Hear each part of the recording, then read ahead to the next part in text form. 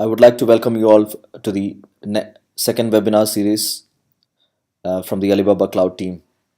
Today we will be looking at a simple topic, serving websites using Alibaba Cloud. So my name is Sabit Venkatajalabadi and I'm a senior solutions architect with the Global Architecture Practice team. So briefly, this is what we are going to cover today. We'll introduce you to a few concepts related to websites, and then probably we will start looking at the why, what, and how of websites, and then finally we'll leave aside some time for the question and answers. So probably the questions that you would be asking would be answered at the end of the session. So just hold on to your questions till end of the session, and then we will be happy to answer them. So without much delay, let's get started. So like I mentioned earlier, this is going to be an introductory session. So this is just like kind of a 10,000 feet overview of what can be done for hosting websites in Alibaba Cloud. And as part of this particular session, we would look at some of the practical applications of how we can do the website hosting. So what you can expect in the future is to have a lot of follow-up sessions after this webinar so that you can have more in-depth understanding about how Alibaba Cloud offers services. And I'm part of the global architecture practice team, and the upcoming sessions will also be delivered by other members of my team. So since the topic of today's discussion is websites, I thought like it's much more relevant for us to just go back into Wikipedia and see what exactly is a website. So what you see here is actually the definition given by Wikipedia for websites. So it can have many functions and can be used in various fashions. So sometimes people would be launching websites for their personal use. Sometimes it can be commercial websites. On the other hand, governments all around the world would also be running websites, so they could pass relevant information to the general public. So in short, websites can be the work of an individual or can be created by a team of guys or coming from a business or organization that are typically dedicated for a particular topic or purpose. So that's more relevant. So you have to be very clear on why you're creating a website. So there has to be a topic or there has to be a purpose. But in a nutshell, we ideally run a website to pass a message to the audience. I mean, the message could be in a wide variety. So most of the famous websites that we see today, like probably the ones that come to your mind would be facebook.com or alibaba.com or amazon.com, which all would be intending to sell something in terms of like be it e-commerce or be it advertisements or be it social media data or whatever it is. So the intention here is that like there is a purpose for it. So the websites will always be serving a particular purpose. Great. So moving on, there can be different spectrums of websites actually, but when you really think about websites, there is two possibility. So you can have a simple website created which is not doing like flashy stuff, but it still be serving a purpose of passing the message to the end users. On the other hand, you could have dynamic websites using the cutting edge technologies, which is dynamically adapting to what the user is intending to receive from that website. So as you can see that the spectrum is actually quite wide. So it starts from a simple static website and it can grow all the way to a complex dynamic website. And the when you look deeper into this particular spectrum, what you can see that okay, probably the static websites are of for specific purposes, like it might be like a niche kind of requirement, like so to give you an example, it might be just that a government organization is trying to pass a message to you, and then it is just like trying to put up a kind of a notice mentioning that okay, so and so services would not be available on that particular duration or things like that. But on the other hand, when you look at a dynamic website like an e-commerce website or whatever that you can think of, or social media web platforms like facebook.com, it is actually catering to a mass market. So like Facebook boasts, they might have over a billion users accessing their websites. So we are talking about having them cater to a mass market. So as you can see here, the static websites might be using the basic technologies that is available for you. On the other hand, creating a dynamic website will require a lot of these technologies that you would see here and which are quite dynamic in nature. So in a nutshell, static websites are always static in nature, which means that they don't change their behavior or display based on how the user interacts with it. On the other hand, dynamic websites would be quite dynamic in nature, which means that they would be trying to change their kind of presentation based on how the user interacts with it. So, just to give you a simple example, today, let's say you go to a very popular e commerce website like aliexpress.com. What happens is that based on the profile of the user which is accessing the website, there will be a lot of recommendations that you would always see at the bottom side of the web page. So behind the scenes, there's a lot of technological processing that is required to make sure that the recommendation engine works as required. So today, if you go to that particular website and try to buy probably some accessories for your car, and then once you're done with that particular purchase, the website starts recommending a few other products that would be beneficial for you, which would go along with the product that you've already bought. So those kind of things would make the websites more dynamic in nature. So that is the whole point. So we would have a wide spectrum of websites, starting from very simple static websites all the way till dynamic complex websites. So now that we have known what exactly is a website and what are the kind of websites that you could create, you have to be now choosing the type and design of the infrastructure that would be best suiting your needs. So we talked about what are websites, we talked about what are the types of website, and now since you already had your purpose or the message that you want to pass to the audience, there has to be a specific infrastructure that would be hosting your websites. So like everyone else would know, websites will always require you to have a platform that would be serving the contents to the end users. So how do you make sure that you pick the right platform for your websites? So you have to be always sure that okay, you're getting your priorities straight. Okay, the first and foremost requirement for any website is that it has to be available all the time whenever the user is intending to use it, or else you have to have proper mechanisms of disaster recovery or backup to let people know that okay, your website might be going through a kind of a maintenance schedule right now and what time it would be available. So without this one, you would not be able to make sure that your end users are always satisfied all the time, because if your websites are not able to serve its particular purpose, then the kind of user experience is actually going down. So you would not want that to happen in any situation. So once you've got your priorities right in terms of what kind of message, what kind of platform you're trying to build, you have to ensure that okay, the first and foremost important stuff that you have in your mind would be availability of your website.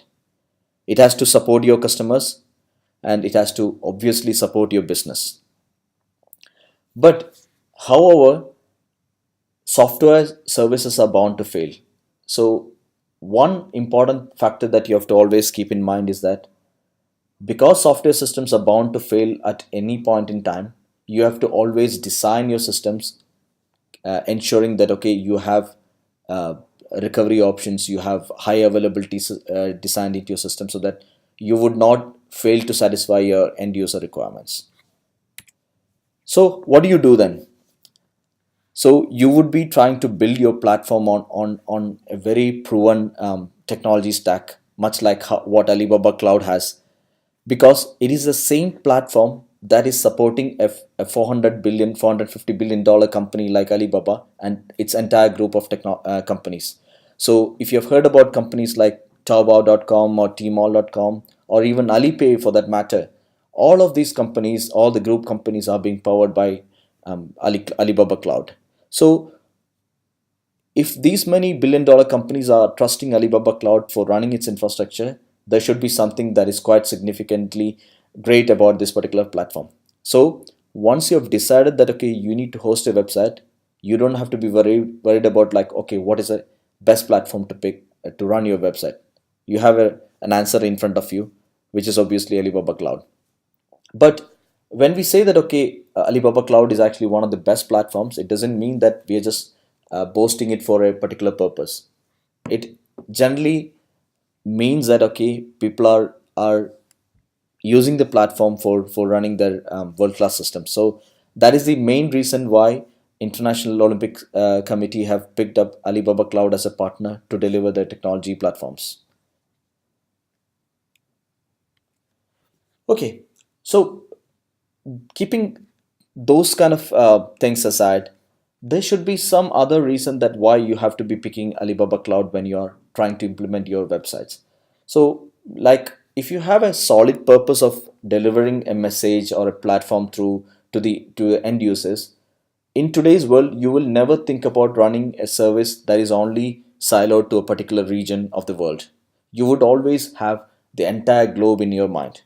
So when you think about having to grow uh, to the entire globe, when I say entire globe, I don't demarcate between within China, outside of China, within US, outside of US, or within Asia, outside of Asia, nothing like that. So if you're trying to build a platform that would eventually grow to a world class, a global platform, you have the perfect answer in front of you, which is Alibaba Cloud. Alibaba Cloud is a over 10-year old company which has been significantly gaining market share in China and is the number one public cloud service provider in China. Has actually significantly grown its foothold outside of China starting end of 2015, and you can see that actually we have launched services in every nook, every part of the world, like starting from US, Europe, Middle East, ASEAN, Australia, be it Japan, Hong Kong, and entire China. We have got the best coverage possible. So when you think about a particular website to be developed, you have to be having a right partner that could help you with those particular website deployment. Great. So moving forward,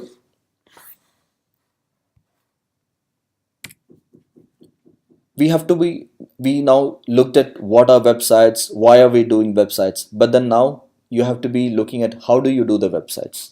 Okay, so whenever you think about a static website, there are a few static assets that you would always think about.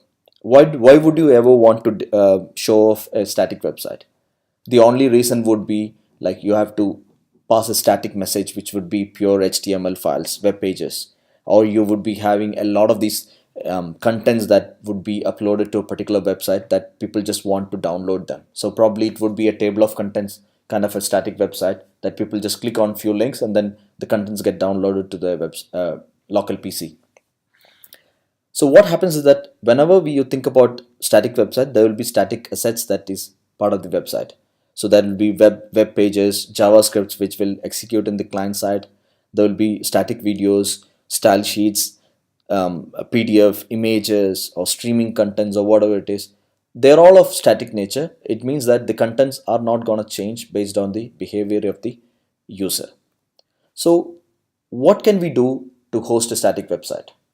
So Alibaba Cloud have a perfect answer, and which is the most cost-effective solution in terms of hosting a static website. So which is called as OSS, and it is a short form for Object Storage Service. So what it really does is to host all your static objects inside a container called bucket, and you would be given the extra privileges of controlling the access for that particular bucket and then deliver the contents to the end user.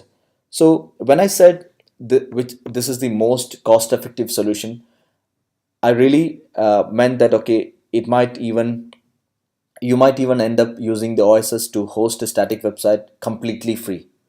So how it happens is that OSS has a built-in feature of serving static websites. So which means that you will not have to think about hosting an infrastructure. Think about like where do you run it, which region would you run it, which how many users can it scale for, how would I like think about data recoverability, data availability, and things like that. No, You don't have to think about any of those things, because high redundancy, high availability, and high durability is already built into this particular product OSS. So the moment you're thinking about hosting a particular website in OSS, what happens that all these attributes are being given free to you. And because OSS has a free tier of 5 GB, it means that if you are serving contents, static contents which is of less than 5 GB, you end up paying almost $0 for your website. But obviously, you will have to pay for the data charges that would be used for serving contents, but that is uh, applicable for any of the websites, be it your static websites or dynamic websites. But in terms of making sure that you run a highly redundant, highly available, highly durable static website, you don't have to look further. Just make sure that you use the static website capability of OSS.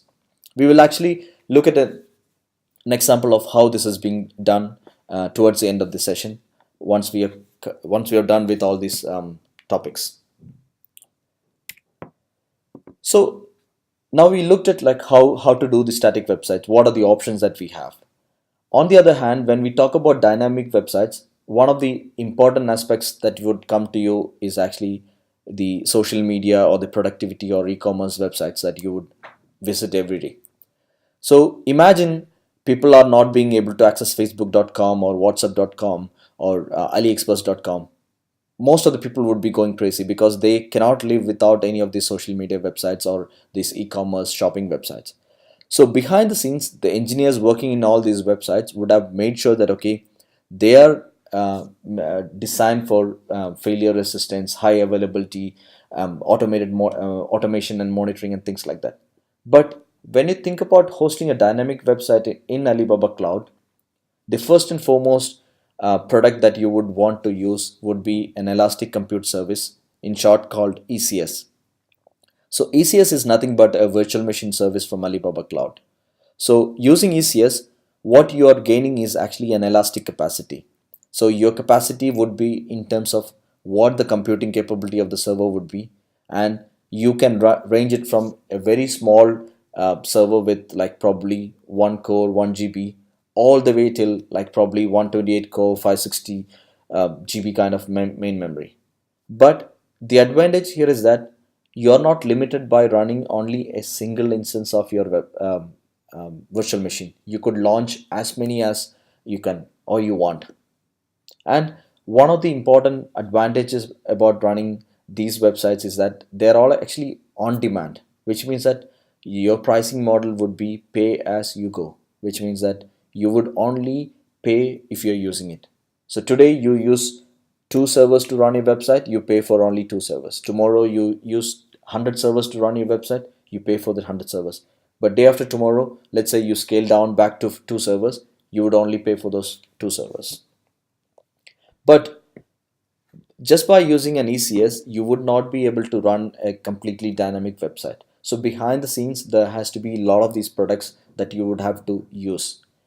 I would leave aside the details and the in-depth technical stuff for these products to the subsequent webinars, where we would be looking in detail of how Alibaba Cloud products work.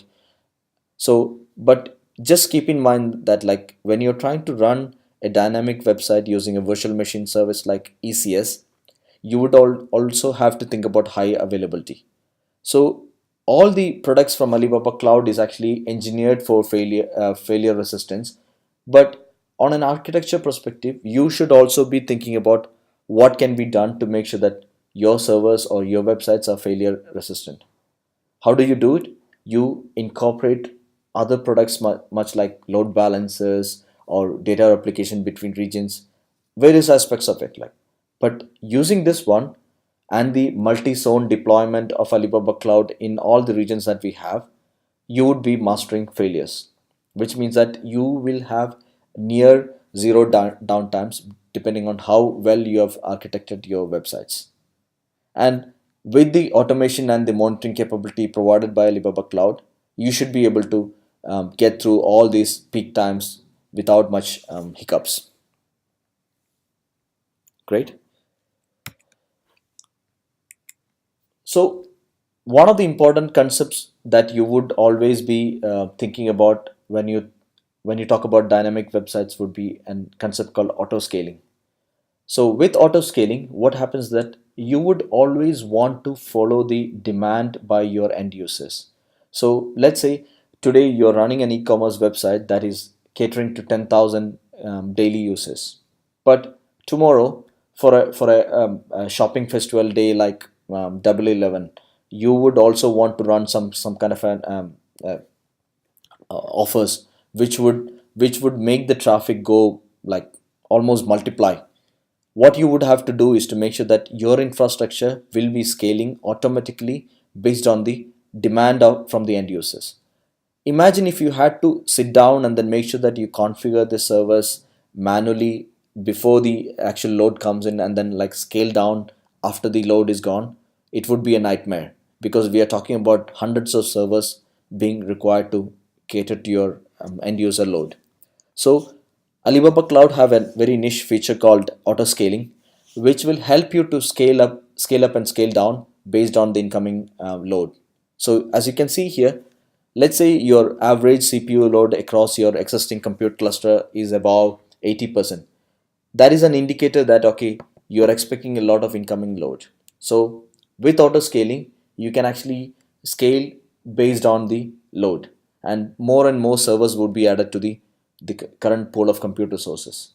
So the average load would be distributed now from probably 80% to 45 or 50%, and your servers would be performing consistently. And if this load drops below, let's say 30%, for a consistent period of like 10 or 20 minutes, the best thing for you to do is to make sure that you remove your servers automatically so that you don't end up paying extra. So saving dollars would also always be beneficial, like how you bring in revenue as well.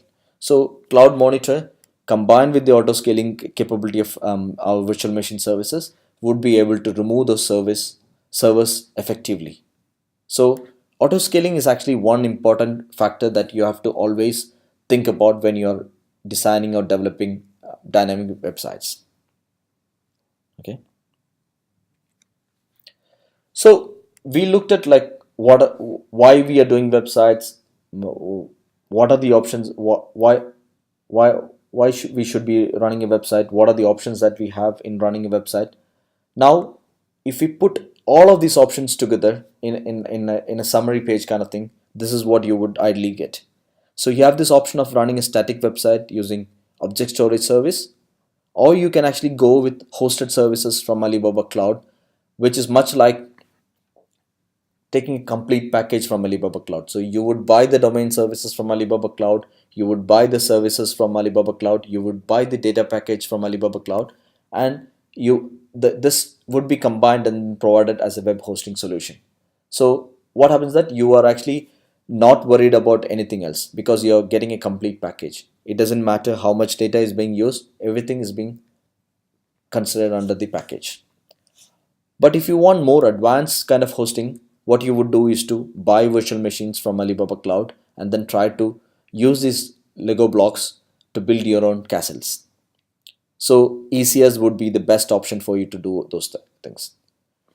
But again, if you want more control on how these things services would be done with the advancement in technology and the containerization services, you could actually probably run your websites using Alibaba Cloud's container service. So what happens here is that you would be relying on the same technology that powers Alibaba group during the Double 11 shopping festival. You could containerize your applications then run them all using the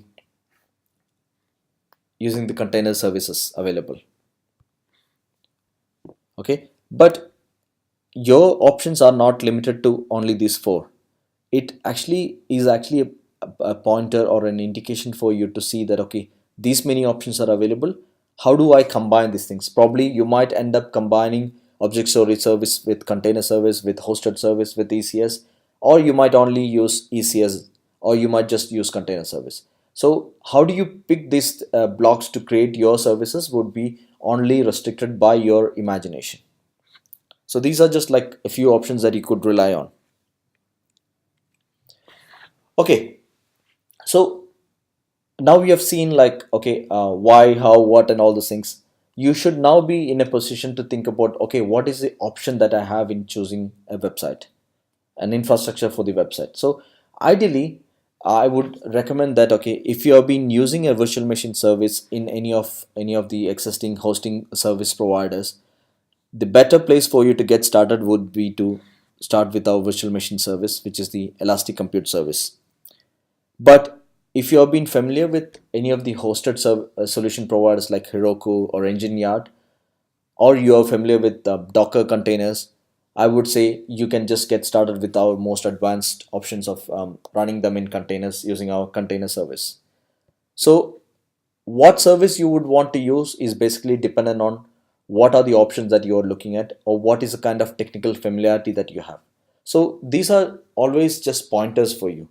What you would ideally end up using would be really based on the use case that you have or the technical capabilities that you would have. So what I'm going to do is to now show you how you could run a simple static website in Alibaba Cloud using the OSS. Okay, so to get started, just go to alibabacloud.com. As you can see that we have actually reached the home page for Alibaba Cloud, and from here you would be able to access the console for Alibaba Cloud. So because I have already logged in, this is the home page that you would see. Otherwise you would be asked for the credentials, and then once you have input your credentials, you would be taken to this home page. And from here you can see that I've got access to my object storage services under the storage and CDN option. So I click on the object storage service now.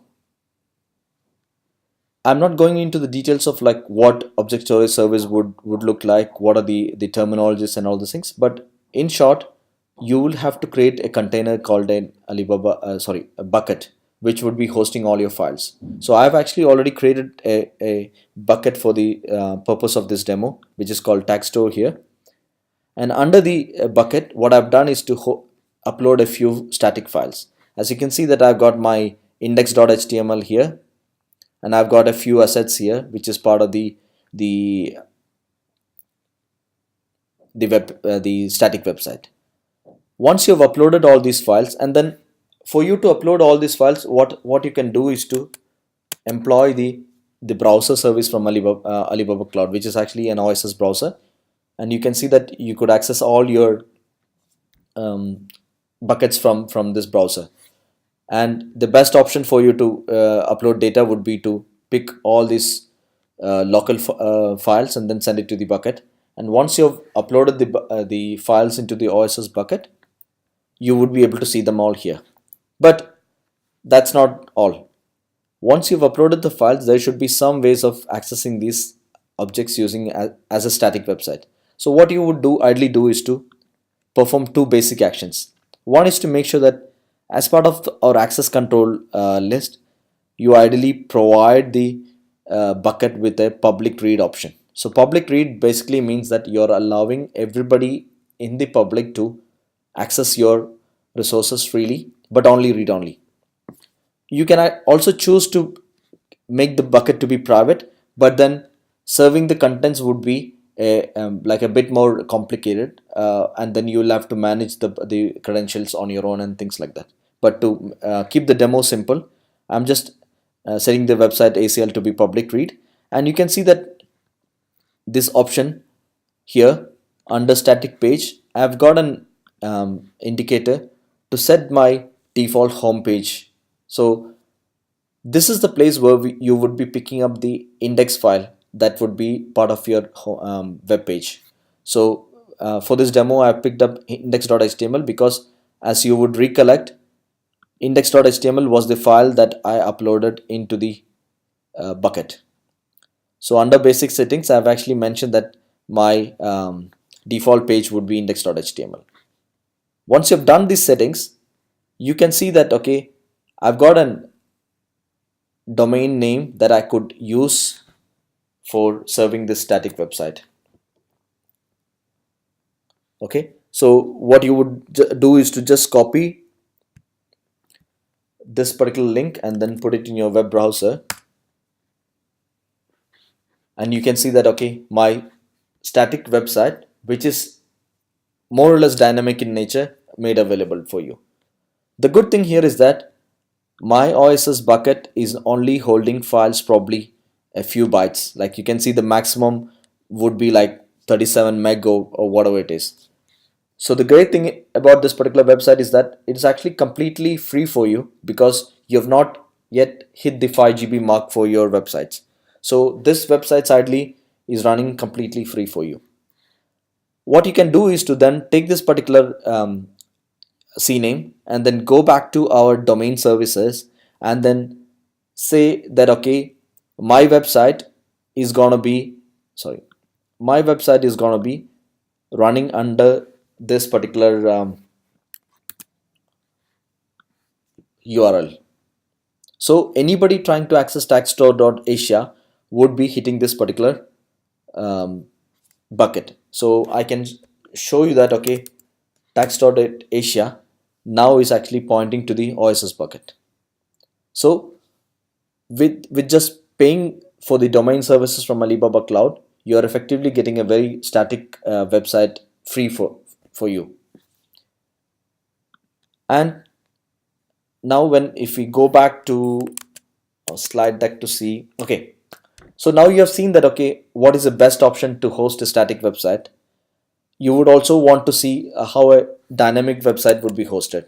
So just for the sake of this demo, what I'm gonna do is to help you to create a new server using our existing marketplace images. So marketplace images are nothing but prepackaged software combinations that is made available for you to use. So instead of you having to go through the pain of installing software components on your own, marketplace would give you prepackaged software components so that your time to market would be reduced. So just for the sake of this demo, let's say if I want to deploy a website in Sydney, probably a 4-core 8 GB machine, what I'm gonna do is to go to the marketplace and then say that okay, I want to launch a WordPress website. So you can see that okay, we have got like four different options to run a WordPress website. But for this demo sake, I'm gonna pick a WordPress website which is running on a LEM stack, which is nothing but Linux, Linux, Nginx, MySQL, and PHP. And then I pick the data storage, my web password, and all these things. And finally, when you click on buy now, you should be able to get access to a server like this one. So you can see that I've been given a public IP address and I'm running a 4-core 8 GB machine under 200 Mbps bandwidth, and which is actually a CentOS 64-bit server.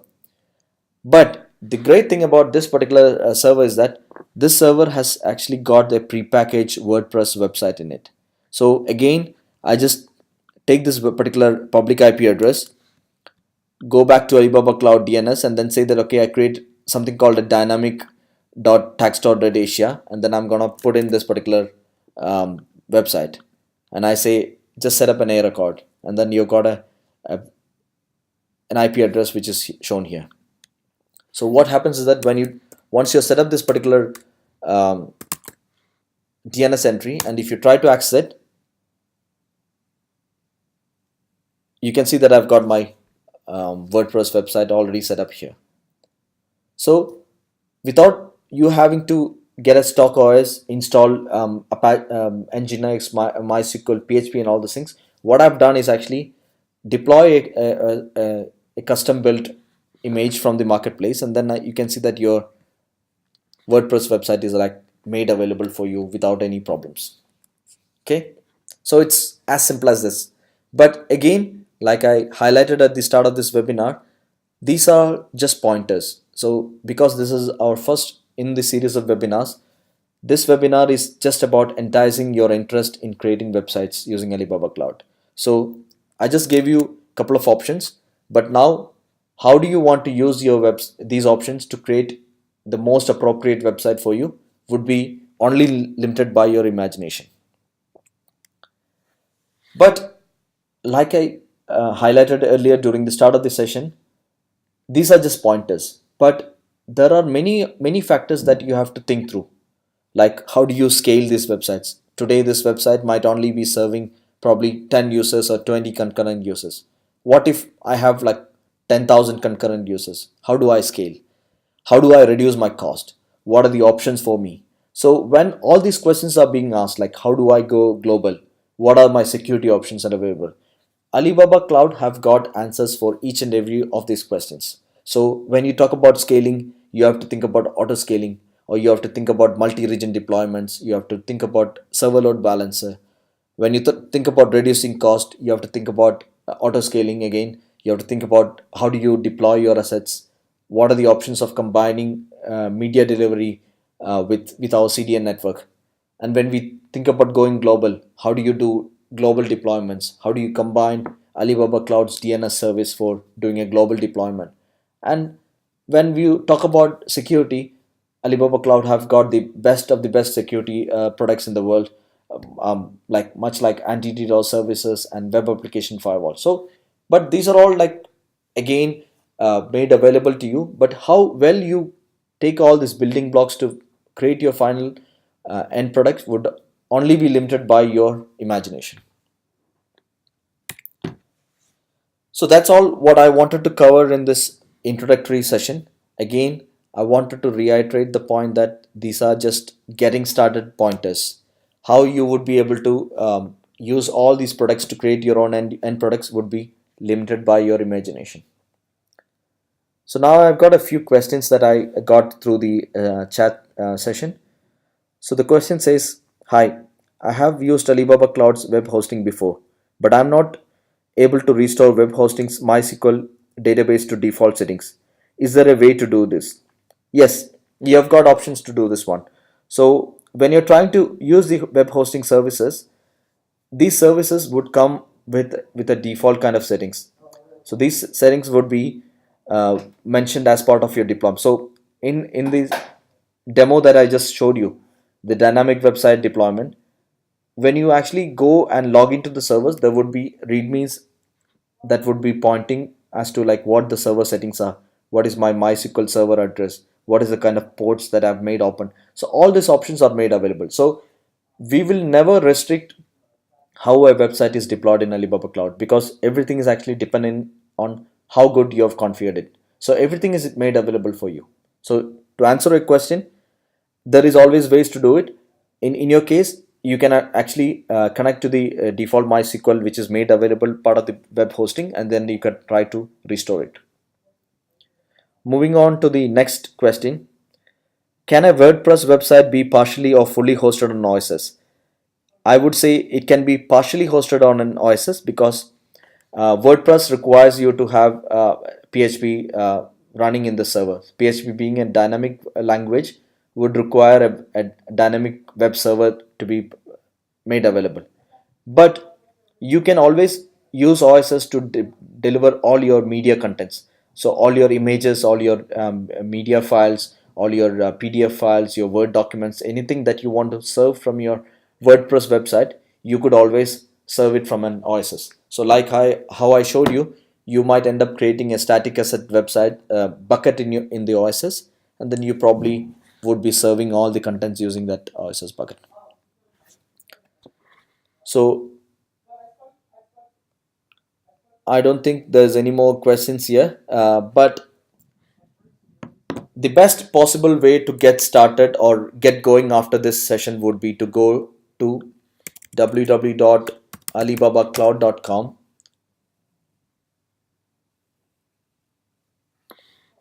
and while we wait for the further questions, what you can do is to get all the resources that you can use to build your own website. So we probably have the best possible resources made available for you. So there are a lot of step-by-step tutorials, how-to videos.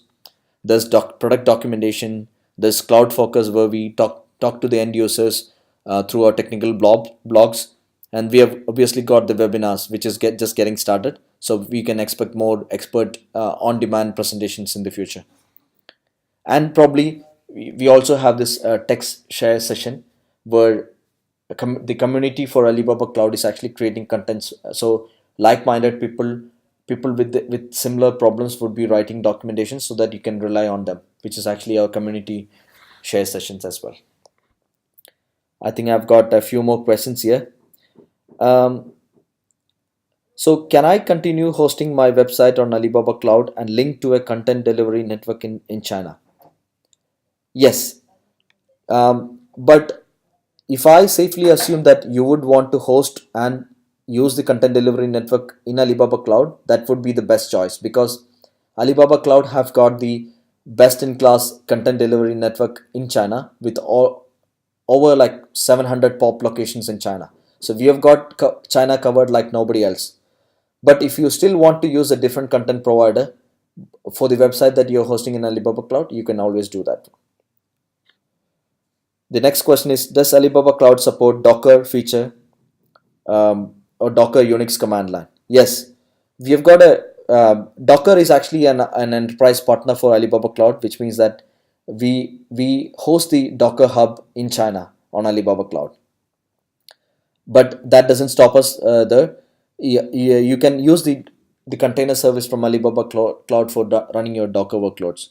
But you could also opt to run the Docker workloads on our virtual machine services, which is ECS.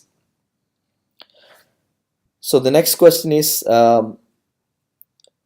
where can we see training and certification resources for Alibaba Cloud? Quite simple.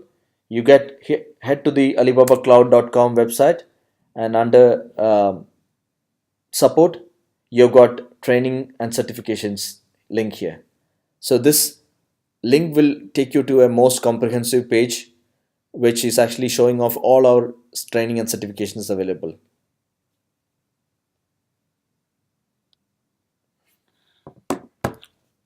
So if you are employing the training and certification options from Alibaba Cloud, you would be learning from the experts. You would be able to demonstrate all your capabilities, sharpen your knowledge, and then drive your career forward with our certification program. Okay, so I've got one more question. Um, so the question here asks, MySQL is another bundle package. What is the difference between that bundle package versus we install MySQL server inside our server by ourselves? So there's two different things. Like it's about how you buy your food items a la carte in a restaurant, or if you go for a package deal.